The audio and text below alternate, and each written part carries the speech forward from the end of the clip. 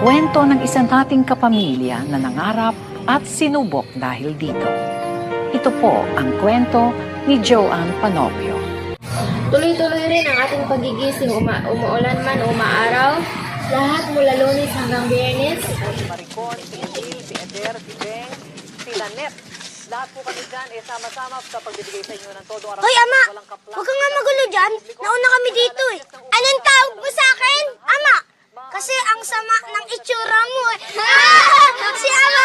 Si Ama! Ay, may higit sa paa mo! Nasaan? Alisin niyo ba kayo? Nasaan?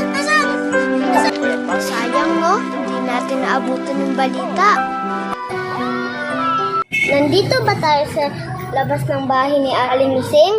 Kung saan, naninilito kami upang ay aming mapanood ang aming idolo. Bukas po kaya ay makaabot kami sa panonood ng balita.